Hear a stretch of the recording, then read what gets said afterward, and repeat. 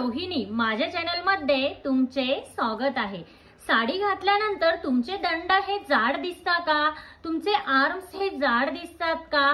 तुमचा चेस्टचा भाग ही खूप जास्त जाड दिसतो का?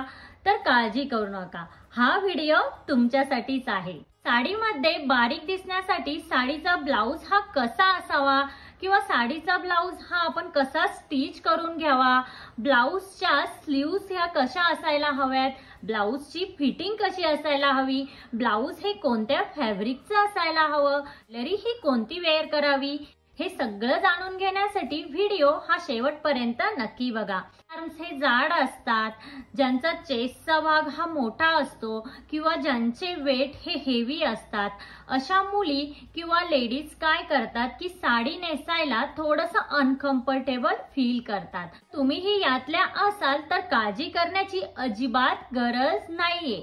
तर आजच्या व्हिडिओमध्ये काही ज्या छोट्या छोट्या टिप्स आहेत त्या मी सांगणार आहेत, ह्या जर तुम्ही ब्लाउज स्टिच करताना किंवा साडी वेअर करताना फॉलो केलं तर नक्कीच तुम्ही जितक्या जाड असाल किंवा तुमचे दंड हे जाड असतील, तुमचा चेस्टचा भाग हा मोठा असेल तर तो नक्कीच हाईड होईल। चला तर मग बघूयात की त्या टिप्स कोणत्या। आता त्यामध्ये नंबर 1 आहे ब्लाउजच्या स्लीव्स।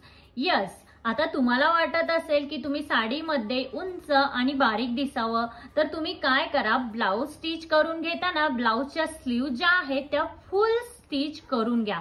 आता फुल स्लीव्ज मध्ये काय होतं की आपले जे दंड असतात ते बारीक दिसतात आणि त्यामुळे आपली ओव्हरऑल जी पर्सनॅलिटी असते ती ही बारीक दिसण्यासाठी मदत होते। आता फुल स्लीव्ज ही आपण जेव्हा शिवतो तेव्हा काय होतं की आपल्या हाताची हालचाल करताना किंवा आपल्याला हात हा फोल्ड करताना कम्फर्टेबल वाटत नाही।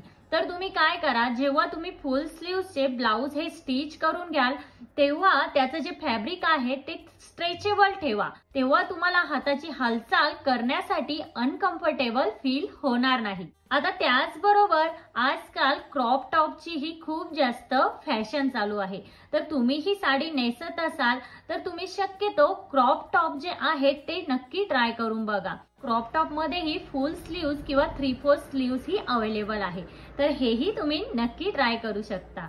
आता काही लेडीजचा काय प्रॉब्लेम असतो की त्या फुल स्लीव्ज मध्ये कम्फर्टेबल नसतात।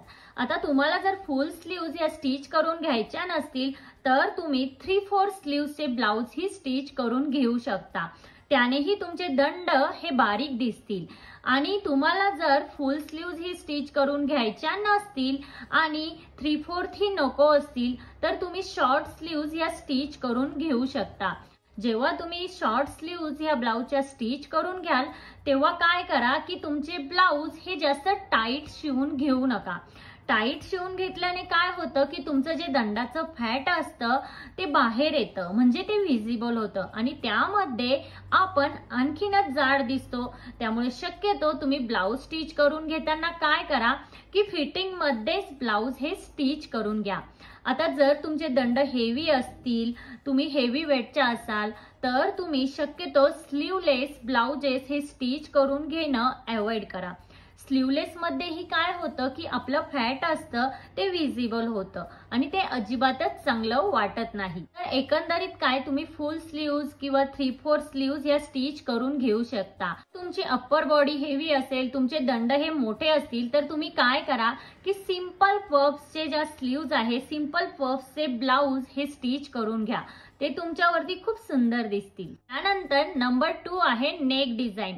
आता जर तुमची अप्पर बॉडी हेवी असेल, तुमचे दंड मोठे असतील तर नेकचे काही सिलेक्टेड पॅटर्न आहे तेच तुम्ही निवडा। त्यामध्ये जसं की व्ही नेक, व्ही नेकच्या ब्लाउजच्या पॅटर्न मध्ये काय होतं की आपली मान ही उंच दिसते आणि आपला हा जो एरिया असतो तो व्हिजिबल होतो आणि हा एरिया व्हिजिबल झाल्यामुळे, आपले कॉलर बोन व्हिजिबल झाल्यामुळे आपण त्यामध्ये ऑटोमॅटिकली उंच आणि बारीक दिसण्यासाठी मदत होते।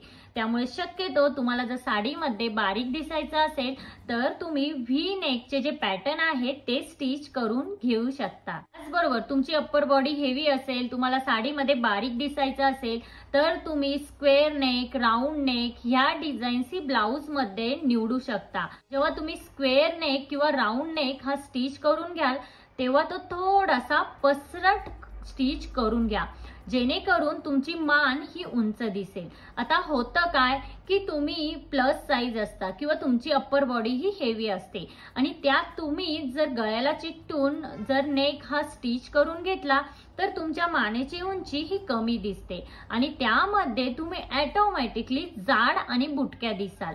त्यामुळे शक्यतो तुम्ही तुमच्या ब्लाउजचा नेक हा थोडासा पसरट शिवून घ्या। त्यानंतर नंबर 3 आहे ब्लाउज डिझाईन। आता सध्या मार्केटमध्ये कुंदन वर्क, आरी वर्क, लेस वाले वर्क अशा प्रकारच्या ब्लाउज डिझाईन ह्या खूप जास्त ट्रेंडिंग मध्ये आहे। अप्पर बॉडी हेवी असते, तुमचे दंड हे जाड असतात, अशा वेळी तुम्ही हेवी वर्कचे ब्लाउज हे अवॉइड करा। कारण काय होतं की आपल्याला साडीमध्ये जी आपली अप्पर बॉडी असते ती बारीक दाखवायची असते आणि आपण जर वर्कचं ब्लाउज हे वेअर केलं तर त्यामध्ये आपली अप्पर बॉडी जी असते ती आणखीनच भरल्यासारखी दिसते आणि त्यामुळे आपण त्यामध्ये आणखीनच जाड दिसतो। त्यामुळे शक्यतो जास्त वर्कचे ब्लाउज हे अवॉइड करा। सध्या ज्या प्लेन साड्या आहेत ह्याही खूप जास्त ट्रेंडिंग मध्ये आहेत। ह्या साड्यांमध्ये आजकाल प्रिंटेड ब्लाउज हे दिले जातात आणि तेही खूप सुंदर दिसतात। जर तुम्हाला साडीमध्ये अट्रॅक्टिव्ह आणि बारीक दिसायचं असेल तर साडीचा हा पॅटर्न ही तुम्ही ट्राय करू शकता की ज्या ब्लाउज वरती एकदम छोटं वर्क असेल, सिंपल वर्क आहे, सिंपल प्रिंट आहे, अशा प्रकारचे ब्लाउज तुम्ही निवडा। पोल्का डॉट, फ्लोरल प्रिंट असेल अशा प्रकारचे बारीक प्रिंट वाले ब्लाउज तुम्ही निवडा, जेणेकरून तुमची अप्पर बॉडी ही हेवी दिसणार नाही आणि साडीमध्येही तुम्ही सुंदर आणि बारीक दिसाल। नंतर नंबर 4 आहे ब्लाउज फॅब्रिक। आता जेव्हा तुमची अप्पर बॉडी हेवी असेल, तुम्ही हेवी वेटच्या असाल, तेव्हा तुम्ही हार्ड कॉटन किंवा ऑर्गॅन्झा हे फॅब्रिक अजिबात निवडू नका। कारण अशा प्रकारचे ब्लाउज जेव्हा आपण शिवून घेतो त्यामध्ये आपण आणखीनच जाड दिसतो। तर काय करा, ब्लाउजचे फॅब्रिक निवडताना एकदम सॉफ्ट असे शिफॉन, जॉर्जेट, सॅटिन किंवा शायनी जे फॅब्रिक आहे असे फॅब्रिक तुम्ही निवडा। यामध्ये तुमची अप्पर बॉडी ही बारीक दिसण्यासाठी मदत होईल। नंबर 5 आहे ब्लाउजची उंची। ही जी चूक आहे ती बऱ्याच जणी करतात। काय करतात की ब्लाउज स्टिच करून घेताना ब्लाउजची लेंथ म्हणजे उंची ही खूप कमी ठेवतात आणि कमी उंची ठेवल्यामुळे काय होतं की त्यांची अप्पर बॉडी ही हेवी असते आणि त्या फॅटी असतात। त्याने काय होतं, ब्लाउजची उंची जर कमी ठेवली आणि जर आपलं पोट असेल, आपली अप्पर बॉडी हेवी असेल तर ते फॅट हे विजिबल होतं आणि त्यामध्ये आपण आणखीनच जाड दिसतो आणि त्याचबरोबर हे अजिबातच अट्रॅक्टिव्ह वाटत नाही। टिप आहे दागिने। जेव्हा तुम्ही साडी वेअर करता तेव्हा तुम्हाला साडीमध्ये जर बारीक दिसायचं असेल तर तुम्ही काय करा, खूप जास्त दागिने म्हणजे खूप जास्त ज्वेलरी ही वेअर करू नका, ते अजिबातच चांगलं वाटत नाही। तर तुम्ही काय करू शकता, एखादं सिंपल असं मंगळसूत्र वेअर करा। त्याचबरोबर जे गळ्याला घट्ट असे चोकर असतात चिकटून तेही अवॉइड करा, त्यानेही तुमची उंची ही कमी दिसते। तर तुम्ही काय करू शकता, 3 लेयर्सचे किंवा 2 लेयर्सचे जे आजकाल मार्केटमध्ये दागिने हे अवेलेबल आहेत ते तुम्ही वेअर करू शकता। होईल की तुमचा ओव्हरऑल लुक जो आहे तो ऑटोमॅटिकली उंच दिसेल आणि सुंदर दिसेल। आजच्या व्हिडिओमध्ये इतकंच। आजचा व्हिडिओ हा तुम्हाला कसा वाटला? आजचा व्हिडिओ जर तुम्हाला हेल्पफुल वाटला असेल तर लाईक, शेअर, सबस्क्राईब नक्की करा। भेटूया अशाच एका नवीन व्हिडिओमध्ये, तोपर्यंत काळजी घ्या। Thank you everyone.